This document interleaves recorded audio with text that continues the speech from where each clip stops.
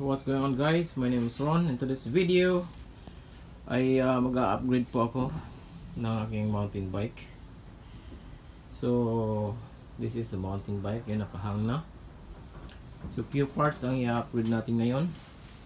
Number one is the handlebars. So papalitan natin yan. And as you can see down here, the suspension are too small. So hindi siya bagay dito sa mountain bike nito. Malaki kasi yung frame niya.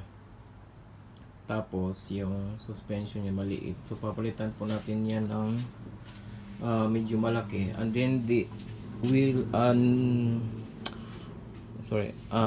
the tire as well.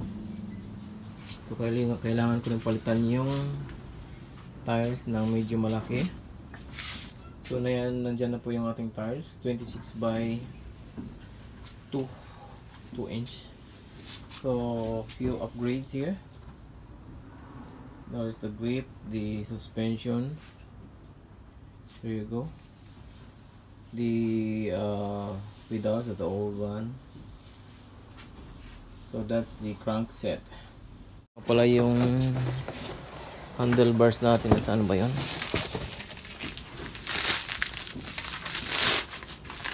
So ito na yung handlebars na gagamitin. 720mm riser. Yan. So yan po yung gagamitin natin dyan. Okay, so stay tuned, guys. So I think I'm gonna take a magic on this. Hindi ko na ipapakita sa inyo kung paano tatanggalin. Babalikan ko na lang kayo kapag ready to install na tayo. Okay?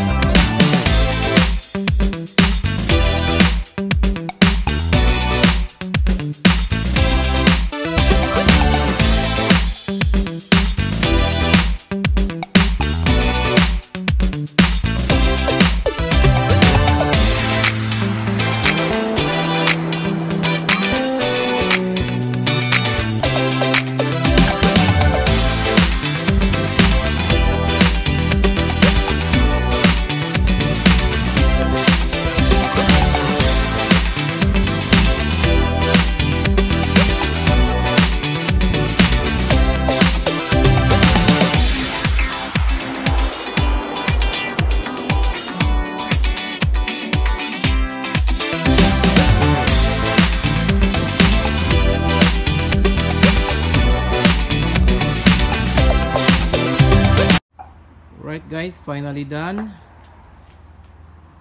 Yan na yung ating bagong upgrade sa ating mountain bike. New handlebars at saka yung fork suspension natin. Look at that. And the tires, it's 26 by 2 inches right now. So yan, natapos na natin i-upgrade itong mountain bike na to. And then 7-speed cassette, 1 by 7. So look at that, finally done. So that's the bicycle upgrade.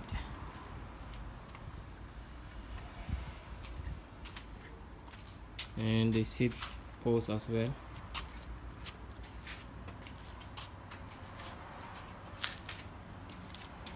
Okay, thank you so much for watching this video. Till next time.